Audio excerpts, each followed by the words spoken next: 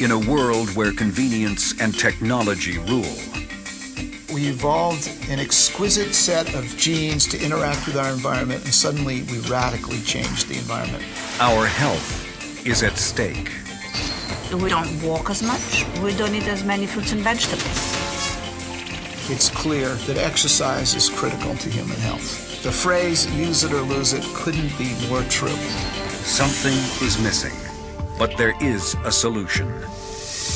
The cutting edge of nutritional science right now is in the whole concept of functional components of foods, like the phytonutrients. We'll explore where we've been and where we're headed. We'll be able to take a few drops of blood from that baby, enough to give us all the DNA we need to profile that baby's genetic background and eventually personalize his or her nutrition to maximize his or her health.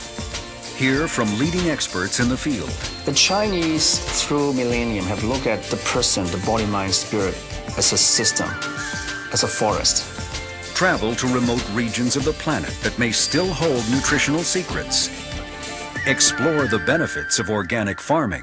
From the beginning of time, men existed on organic farming. Understand the benefits of nutritional supplementation. Researchers at Harvard University are recognizing that most Americans would benefit from a multivitamin. In the next hour, we will trace the evolution of nutrition from the work of pioneers like Hippocrates to the high-tech study of the human genome.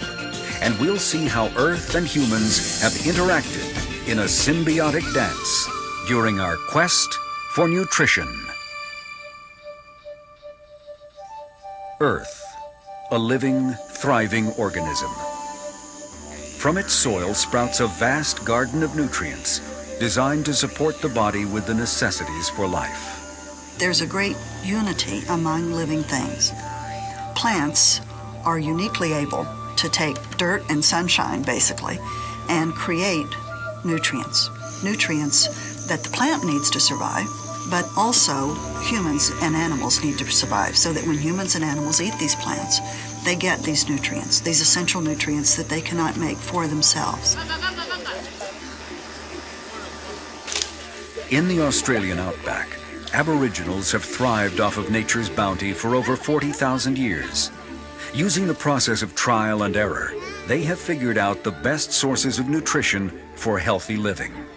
It's a supermarket. This is our supermarket. This here is just normal woodland, but this, for a lot of our people, we actually refer to it as sugar bag country.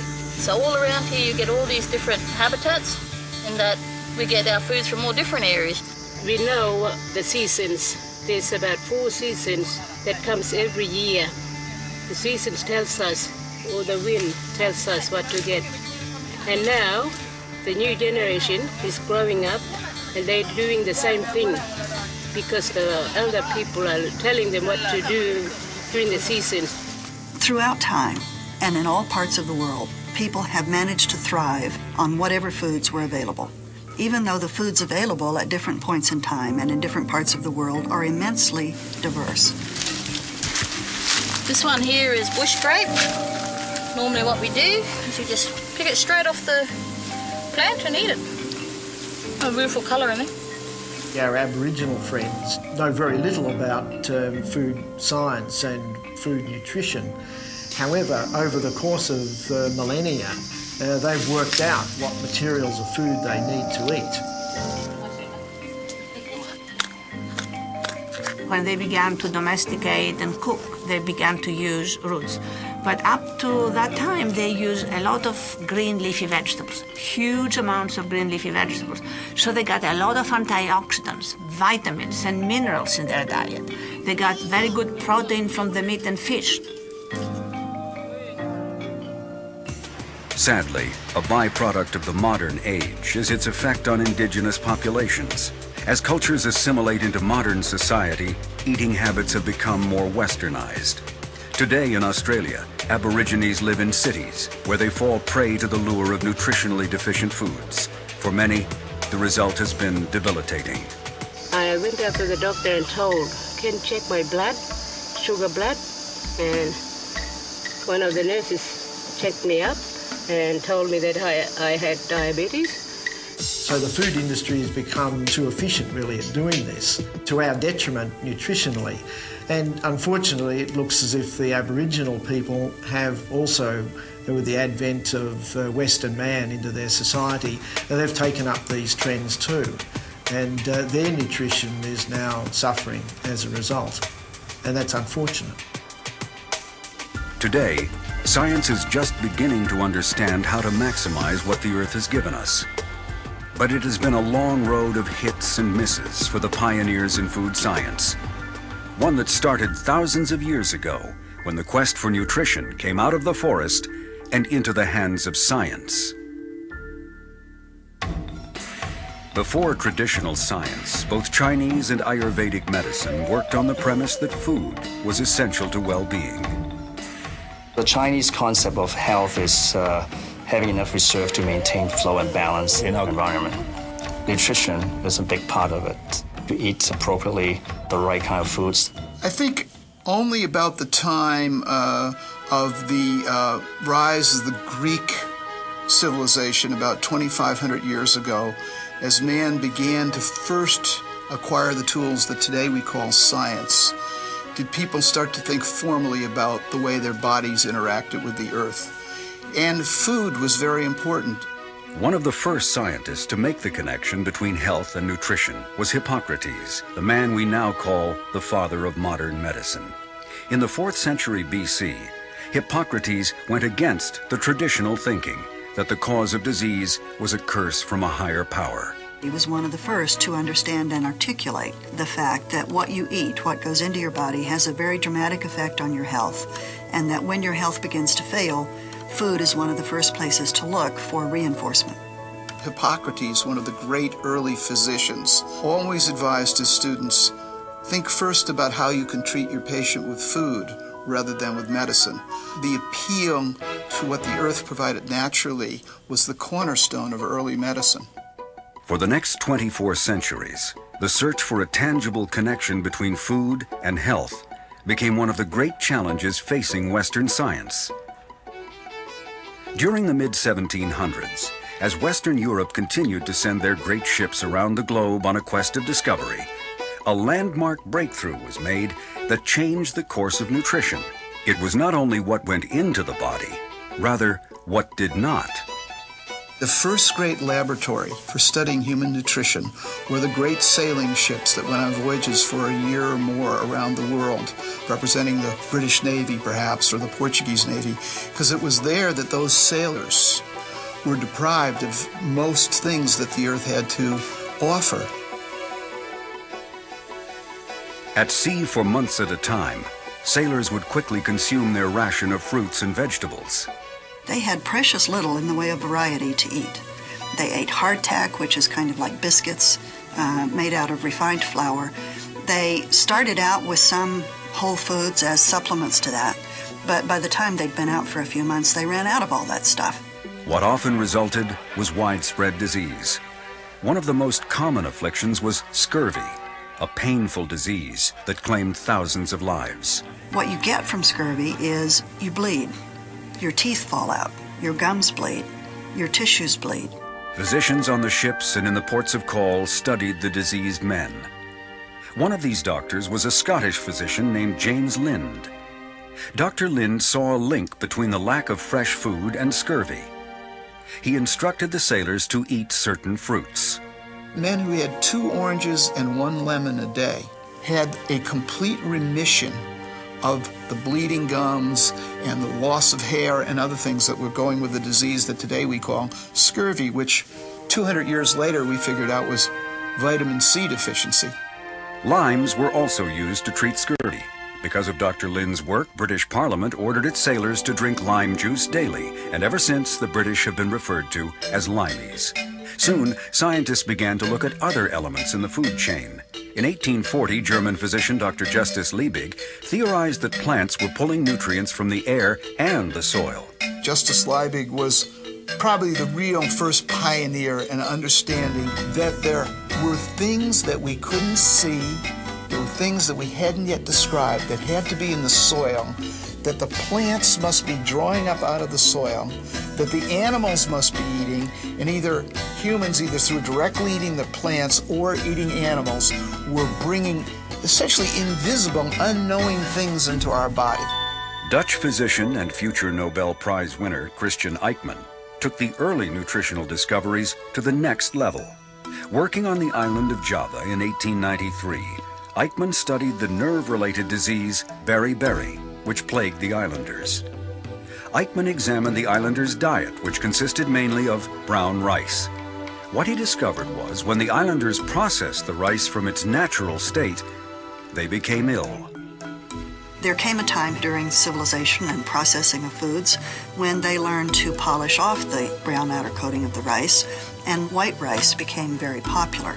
Unfortunately, it turned out that the white rice, with the polishing, had actually removed many of the B vitamins which occurred in the outer coating. Eijkman believed white rice contained poison and that brown rice had the antidote. As with so many previous nutritional questions, Eijkman had stumbled on the answer. And it was Eijkman's brilliance to see that if you restored brown rice to their diet, the symptoms went away. It was a disease of absence. We were missing something. Brown rice had something that white rice didn't. Like those before him, Eijkman had proved that a simple nutritional fix could prevent a terrible disease. But scientists and physicians were still working in a hit-and-miss environment, unaware of exactly what was in food that could make such a difference in a person's health. That was until 1911, when Polish scientist Casimir Funk put a name on what we now take for granted.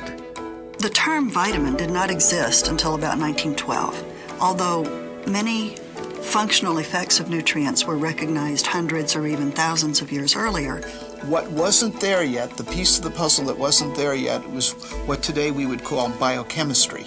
We began to find, if you will, a molecular explanation for why things go wrong in a vitamin deficiency disease. By the 20th century, the connection between health and food had been widely accepted. Soon, diet was being recognized as important to health and a potential aid against certain diseases. It was the beginning of a new era in nutritional science. In the early to mid-1900s, scientific understanding regarding the needs of the human body rested upon a solid base. The basic nutrients for human survival, carbohydrates, protein, fats, and water, were called macronutrients. But a new set of food components was about to be discovered. The period from about 1910 through about 1947 was the period of vitamin discovery, and most of that was in the first 20 years, in the 20s and 30s, because there were new scientific techniques that allowed them to identify components of foods that turned out to be essential nutrients. Elmer Vernon McCullum and his colleagues at the University of Wisconsin were working to determine what types of food could help in the growth of farm animals. During their experiments, they fed milk to cows. From these experiments, McCullum and his team discovered an essential nutrient. They called it vitamin A. They identified as vitamin A, and so because it was the first vitamin, it was called vitamin A. Expanding on their discovery, they continued to work with the animals. The flood of vitamin identification had begun. They discovered there was some other essential component in the water part of milk. Vitamin A is a fat-soluble vitamin, so it's in the fat part of milk that you skim off of the milk. But there are other essential nutrients that were in the water-soluble portion, and these were called vitamin B. And in the beginning, it was thought that there was just one vitamin B. Eventually, it was learned that there were many vitamin Bs, B1, B2, B6, etc. As the discovery of vitamins snowballed, nutritionists began to look deeper into the beneficial components of food. The history of nutrition and how humans understand the role of nutrition in health is a history of pioneers who go beyond the edge of what traditional medicine is thinking about. That's as true in the 20th century as it was in the 17th century. In the early 20th century, a man named Karl Renborg was working in China. American entrepreneur Karl Renborg noticed that the rural Chinese population seemed healthier than those inside major cities. He realized that because city dwellers had few places to grow, they ate less vegetables. They also ate more polished rice. Those in the rural areas lived off a more natural food supply. Through trial and error, he devised a solution, a homemade stew of available nutrients. Renborg was thinking, what do I need to do to maximize the nutritional value of the things we have? And he actually said, well, I've got to put in bone marrow from bones of animals, as many greens as I can get. We need iron. Where can I get iron? At one point, he was even thinking about rusty nails as a source of iron. But it's less important how palatable it was back in 1920 to the fact that he thought we've got to get what today we know as vitamins and minerals into this stew that he would eat. And he saw that people who ate what he prepared did better than those that didn't. Renborg's experience in China convinced him to further explore dietary supplementation. Renborg came back to the United States and embarked on what was really a lifelong journey to improve human nutrition. And he realized every step of the way that the earth had the answers. He was one of the first people to start pulling us back to what today we call organic farming. For most of human history, indigenous cultures lived in concert with the land. So if we're going out and we're collecting, say, yams and that, you break it off and you stick it back in the ground. We'll take some of the root, not all of it, or, you know, break it off, put it back in, grow it. Cover up holes when you're digging, even just in the bush. You're digging up things, you cover it over. Hardly ever you'll see an Aboriginal person take from the ground and not cover that hole over. It's important that we do that so other things can grow. Nature has a fantastic system that balances itself out. It rejuvenates, it enhances itself over and over naturally. Any system that's natural takes plant material, drops it back into the earth, recycles it and reuses nutrients. Microbial populations in the soil are constantly releasing nutrients. They're broken down by this microbial population and released to a plant. Karl Renborg knew that plants extracted both the good and the bad from the soil.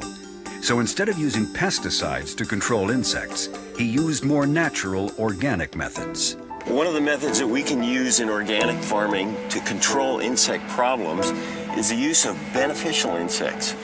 So these ladybugs, they're going to go out here and they're going to look for food, basically.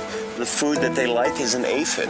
The aphid is detrimental for us, so these guys, as we broadcast them out into the fields, they're going to go all through this field, colonize it, reproduce again, build up population. They're going to go in all through these plants looking for the insects that we don't want. That's their food, and that's what's going to support them. Renborg and others began to experiment with various organically grown plant foods. He concentrated much of his effort on alfalfa. After harvest, Renborg dried the plants and studied their nutritional composition. What he found was an entirely new set of compounds. He called them associated food factors. My father told the scientists and medical community that there were these important factors in plant materials. They pretty much laughed at him and said, well, there might be some factors, but they're not important in nutrition. They have no real value. They may be important to the plant, but certainly not to the human. Renborg was a synthesizer. He took what we knew about deficiency disorders, he took what we needed to know about farming and built upon it and started tying the fabric together, weaving the fabric of what today is modern healthy nutrition. For the next 20 years, Renborg continued his experiments, removing the water and fiber from various plants and putting the dried material into tablets along with the known vitamins and minerals. Renborg developed North America's first plant-based multivitamin, multi-mineral food supplement. His belief was to put all these things together into one product. It wasn't just a magic nutrient, it wasn't a magic mineral. It was the combination of all these things combined in a proper way. Independent of Renborg, Dr. Roger Williams was also studying human nutrition. Williams suggested that many unidentified compounds were also important for nutrition. He proposed the term Nutrilite for these vitamin-like substances, which in small amounts helped in the nutrition of organisms. It would be years, however, until the world embraced Williams and Renborg's theories. In the 1960s, the diets of 7 diverse countries were examined for their effect on human health. From the study, a clear winner emerged as the best diet from the group. I found out that in the 7-country study, the people who had the lowest rate of heart disease, lived the longest, and had the lowest rate of cancer were the people in the island of Crete. So I decided to look at the traditional diet of Greece. Living off the land and sea, the Greeks had been eating the same foods for nearly 4,000 years. So it occurred to me that maybe their diet must have been similar to the diet that we evolved in, because I knew, for example, that they ate a lot of wild plants.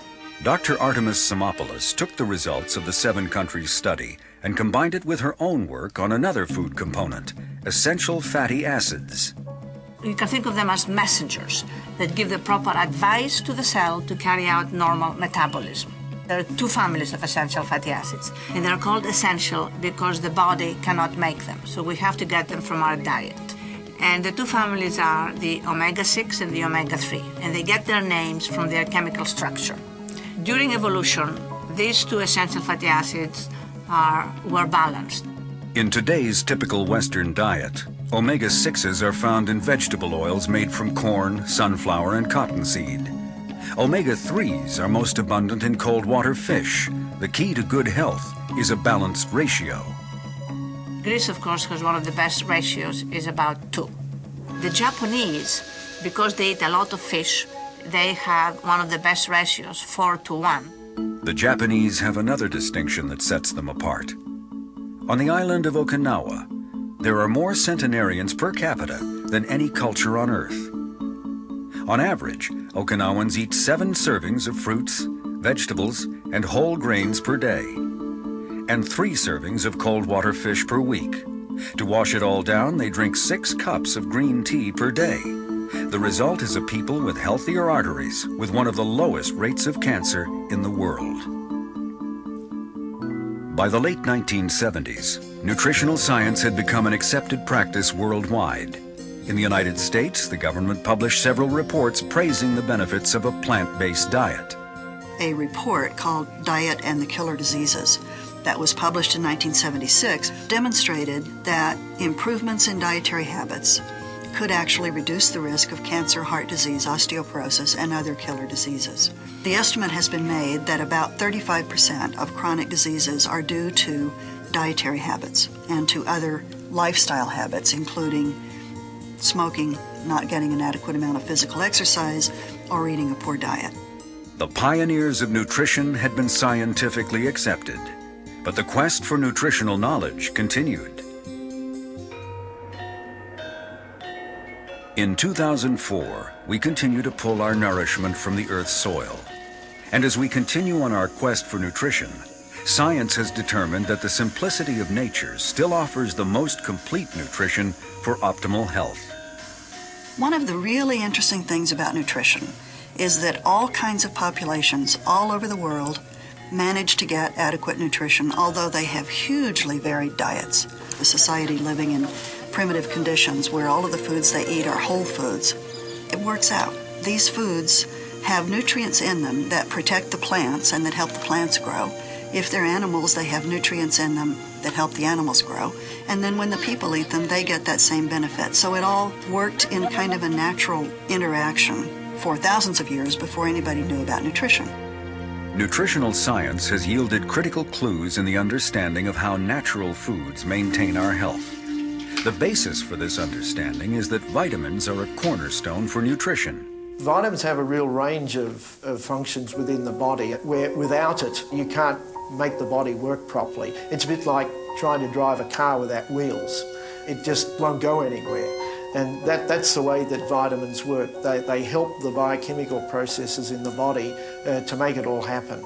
Vitamins are things, by definition, with a couple of exceptions, that we cannot make ourselves. They go into our stomach where the food is broken down by stomach acids, into our intestine where in a more refined process the food is further divided up and broken down into smaller components, absorbed across the intestinal wall into the bloodstream, where special proteins carry individual vitamins and minerals ultimately to the cells. At the turn into the 21st century, technology is the driving force behind modern society. Machines drive our economy. Computers keep us connected, and automobiles move us from place to place. But there is a flip side to progress that has had a profound effect on our health. Today, we are very sedentary. We don't walk as much. We don't work with our bodies. We use all kinds of mechanical devices, and then we use the automobiles. Pollution is new in the history of human evolution. For all practical purposes, pollution, to reach any level that would concern our health, is probably just a few hundred years old. It's got to put tremendous pressure on us. Modern environmental hazards like pollution, pesticides, and stress attack our every tissue, pitting our bodies in a battle against a recently discovered enemy called free radicals. We live in an environment of oxygen. We need oxygen, we have to have it, but also on a chemical basis, it can be damaging to some of the components of your cells and even to your DNA. Some of this is just natural oxygen that occurs in the environment, and when it's broken down, it sometimes creates a damaging species called free radicals that can actually attack other molecules in your body and cause them to malfunction. Free radicals are really, if you observe a group of children, and you'll find that some might be generally active, some might be a little bit sluggish, but some again might be hyperactive and charge around the place and do furious things, and very difficult for their parents to handle. To neutralize the effects of free radicals, scientists have once again turned to plants, and they've uncovered a wide array of compounds that may help. These beneficial compounds are called antioxidants, powerful agents that attack free radicals on the cellular level. We need to slow them down and quench them a bit, and that's what the antioxidants do. They help to quench and slow down these radicals so that they don't have some harmful effects. Antioxidants, such as those found in vitamin C and vitamin E, cannot be manufactured in the body. Instead, they must be obtained from the diet through certain plants. Citrus fruits, red peppers, and broccoli are loaded with antioxidants. Exotic fruits like the acerola cherry and the kakadu plum have some of the highest levels of vitamin C. And vitamin E-rich foods like peanuts, almonds, and seeds are powerful allies in the fight against free radicals. These and hundreds of other plant foods are now at the forefront of the fight against imbalance in the body's defense system caused by the effects of modern life. So what we want to do is we want to have a diet that is rich in antioxidants that will more or less guard against the effects of pollution and the formation of oxygen radicals, which actually increase the aging process, as well as increase inflammation in the body. They require a lot more antioxidants to quell inflammation. While antioxidants fight free radicals that have taken hold in the body, another group of associated food factors is being examined for its potential use in nutrition. In the last 10 years or more, there has also been an increased interest in other components of food. Called phytochemicals or phytonutrients, these compounds play a protective role in keeping the plant healthy. The hope is that they can do the same for humans. When you consume them, these phytonutrients also provide antioxidant protection for your body and for the components of your body that are under continuous attack by oxidating agents and that need protection in order to maintain their integrity. Initial testing has been positive. For example, lutein from spinach and lycopene from tomatoes are believed to reduce the risk of certain cancers. And catechins found in green tea are known to support heart health. Although research is in its initial stages, scientists around the world have identified thousands of phytochemicals in all kinds of plants. The future of phytochemicals is the future of nutrition, because we know pretty much now what the macronutrients do and what the vitamins do. What we don't know is the potential of phytochemicals, but there's enough information out there now to suggest that they have a fairly vital role in the prevention of certain diseases. Today, leading health organizations around the world recommend people eat at least 5 servings of fruits and vegetables per day. And the American Institute on Cancer Research states there is a strong and consistent pattern showing that diets high in fruits and vegetables decrease the risk of many cancers. In today's era of fast food and quick fixes, getting the necessary nutrients for good health can be a real challenge.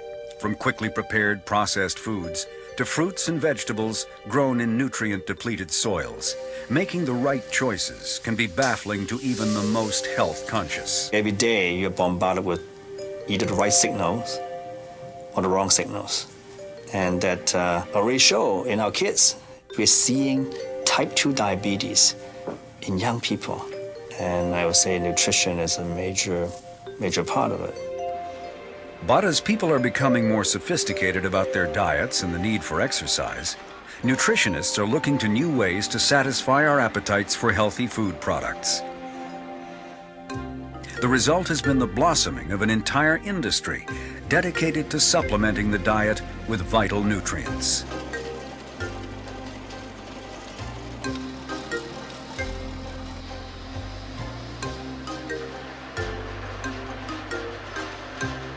In today's world, we obviously have a wide variety of foods available to us. Natural foods, fruits, vegetables, animal products. And those can be combined into a very nutritious diet, a diet that will support our health. But in addition, we now have more information. We now understand which nutrients are essential. We're able to extract those from the food sources and concentrate them in small amounts in tablets, capsules, which are conveniently available to people to ensure that they get optimum nutrition. Supplements guarantee that you'll have more than adequate amounts of everything that we know is important today if you take a full range of supplements. Over 2,000 years of nutritional science is being pulverized, mixed, pressed into tablets, and shipped to the far corners of the globe. Today, the distribution of vitamins and mineral supplements is more than a $60 billion a year mega industry. It is believed that people who improve their diet or who in some cases take an appropriate supplement of very specific nutrients can help reduce their risk of heart disease, reduce their risk of cancer, reduce their risk of osteoporosis, and in other ways improve their health outlook. Nutritional supplements vary in their composition.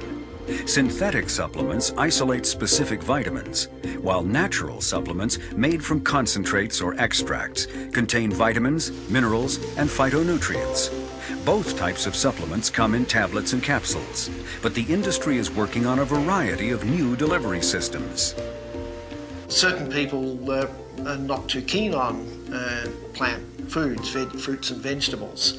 And some people just prefer to take these vitamins in the form of a supplement. Maybe an apple a day does help keep the doctor away, but more importantly, that's a symbol for the value of eating healthy and having healthy nutritional supplements.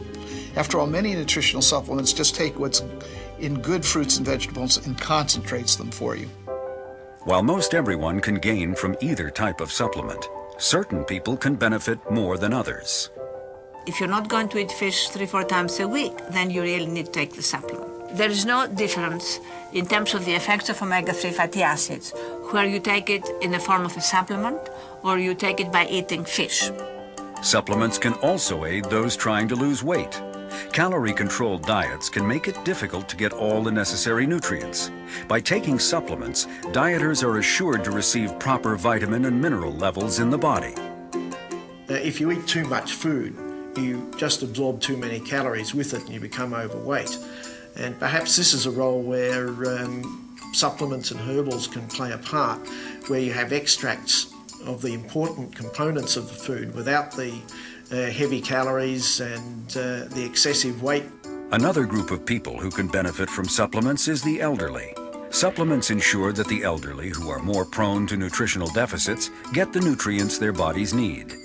A group of researchers at Tufts University who specialize in researching the needs of the elderly, about 2 years ago published a suggested pyramid for the elderly.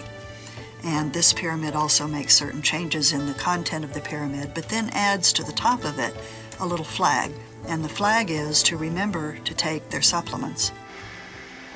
Nutrition bars have also found a niche in our fast-moving societies. This multi-billion-dollar-a-year industry has made it palatable for those on the run to get their necessary nutrients. But as with all types of supplements, they should be viewed as a complement to a healthy diet. It should always be recognized that as good as supplements may be as an insurance policy or in optimizing nutrient intake, they never substitute for a good diet or for a healthy lifestyle. They are always complementary to a good diet and a healthy lifestyle. Another advantage, offering a wide range of supplements available to the public. During our quest for nutrition, technology has been both a help and a hindrance. On one hand, it has enabled scientists to understand the components of food and their effect on the body. But it has also been responsible for many of the obstacles in our path toward good health. Ironically, today scientists are working to bring us back to nature with modern scientific techniques. Scientists David Bromé and Don Pusateri are traveling to a Kakadu plum test site in the Australian outback.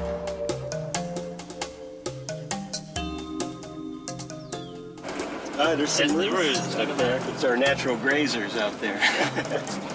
In a carved-out swath of land, the men have set up an organic farm that is home to thousands of Kakadu plum trees in various stages of development. For over 5 years, they have tended the trees in hope that they will produce enough fruit to supply consumers with the benefits of the plum. The goal is for these phytonutrient-packed plums to be turned into nutritional supplements.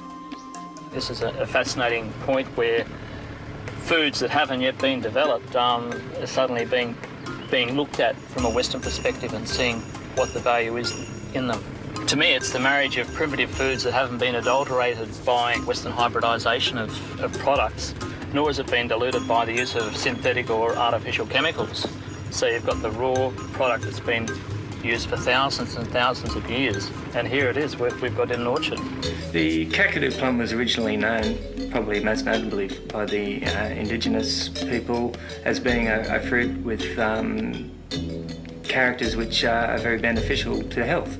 That was later learned to be high vitamin C content. It's got a whole range of other little things in there that they're still exploring to find out what the magic is, why it is that old Aboriginal people take this stuff into the hospitals to give to the people who are sick in hospitals. You know? There's got to be something in there. So this plant is commonly known as billy goat plum. Nowadays people are referring to it as Kakadu plum. In the dry season, we'll actually come out, bring the kids out, come out for a day of harvesting and collect pretty much just straight off the ground or shake the tree. The scientists are working with the native population to identify trees in the wild that are healthy and when transferred to the farm will not affect the ecology of the area. What we're looking to do is actually bring this tree into cultivation, something that's never been done before. So we're trying to determine what best varieties to have in the ground, the best way of growing it. We're able to develop trees that can grow well and be harvested. We'll gather the fruit. The fruit is immediately frozen and transported to a processing facility where it is extracted, turn it into a concentrate. To produce enough plant material for the marketplace, millions of plums will have to be grown and harvested. Unfortunately, nature and traditional farming methods are not prepared to produce such numbers. But scientists on the other side of the country, in Sydney, have figured out a way to clone the plants in the laboratory. The idea for cloning is to reproduce exactly the same elite material that has been selected in the wild with these plants. A shoot is taken from the plant in the wild and grown on in the nursery. It is then introduced to the tissue culture process and multiplied, from which many shoots are created and sent back to the plantation, from which ultimately thousands of trees can be grown and the fruit harvested. What we're looking to do is not really enhance what nature provides, but giving nature the opportunity to grow more of the elite plants that are within that local Kakadu plum population. Once the plum trees have taken root in the laboratory, they are then shipped back to the farm where they are replanted.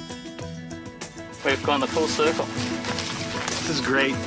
This is where science, I guess, intersects with the outback. It does. It's almost leapfrogging. You're going from nature to science, now you're back to nature once again, only in multiple.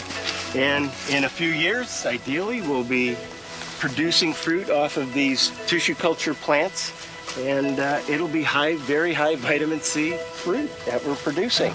Oh yeah. We'll hope to share this one with the world. Sharing the benefits of indigenous plant-based foods and herbs is also the goal of several teams working across the globe.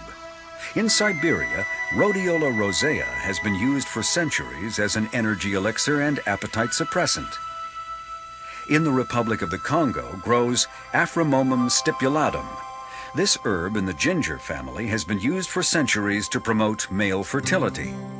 Mushrooms are being studied in China for their beneficial effects on the immune system. Commercial operations are growing algae ponds across the world to harvest important carotenoids like beta-carotene. And there are thousands of other plants still to be discovered that will eventually benefit us all. We only eat probably less than 0.1% of the total plants that occur in the global sphere. So there's a huge area that we've yet to cover. While science continues to search the globe for new plant materials, the future of nutritional science is becoming personal. As Chinese doctors have known for centuries, every human being should be treated as having a unique physical makeup that requires individual attention. Every human being is different, and while we don't understand yet how, one can be pretty sure that everybody's nutritional needs are a little bit different depending on the genes they're born with, the environment they grow up with, the diet that they consume every day. In fact, you can go all the way back to 2,500 years ago, at the time of Hippocrates, who said that positive health depends on humans' constitution, what today we call genetics. Aiding the theory of individual nutrition is the study of the human genome. Nutritionists now have a powerful tool designed to take us into yet another era of nutritional science. One of the great developments that's come out of the Human Genome Project, the understanding of what all our genes are and how they're organized and things like that, has been we are beginning to understand human differences at the genetic level. Nutrition is going to do the same thing. We're going to understand that depending on your genetic background, certain supplements or combinations of vitamins and trace minerals are better for your health than they might be for somebody else's. We're going to personalize nutrition. In Chinese medicine, every individual has his own constitution, and you match it with the right kind of food, exercise, and medicine. A big part of it is determined by genetics. We now understand that the food you eat regulates your gene expression. This is going to have a huge impact on the future of nutrition. And with personalized diet, nutritional supplementation, and lifestyle changes, we may be able to forestall or even avoid many chronic diseases. In the future, it's very possible, and it'll be some time from now, that we'll be able to take a few drops of blood from that baby, enough to give us all the DNA we need, that's what genes are made of, to study, to profile, if you will, that baby's genetic background, and eventually to personalize his or her nutrition to maximize his or her health. Today, we are all in this together. The quest for nutrition and optimal health continues as it has for centuries. With the evolution of science, we now realize many of the answers have always been there, growing around us in the simplicity of nature. We came into this planet that produced a perfect food supply for us. And I think it's our responsibility to return whatever we have eliminated back into the food supply that was there before. What is a broad prescription to maximize human health in the 21st century? Eat right. Get an adequate supply of calories and nutrition. Make sure you have the supplementation you need in your diet. Exercise vigorously every day, even if it's only for a few minutes. Minimize stress. I think we live in a world that cultivates stress. And take some lessons from our great teachers in both the East and West about seeing yourself as part of a human family to minimize stress. There's nothing better than to go out into the garden and to collect something, especially if you've grown it yourself, because a freshly picked tomato or beans or whatever will be the most nutritious form of the food you're able to get. And this perhaps gets back to the old hunter-gatherer instinct in all of us, where we're getting back to our basics, and the earth is there, it's supplying us with food just as our forebears did perhaps tens of thousands of years ago. We've obviously come a long way since Hippocrates, and we have learned more about what nutrients are essential and how to provide them most efficiently and effectively to people who want to improve or optimize their diet. Many health professionals now believe that the best way to improve health is to improve diet, just as Hippocrates believed 2,000 years ago. And with tools like the human genome, we can now expand on nature while symbolically returning to the forest where plants have nourished our bodies since the beginning of time.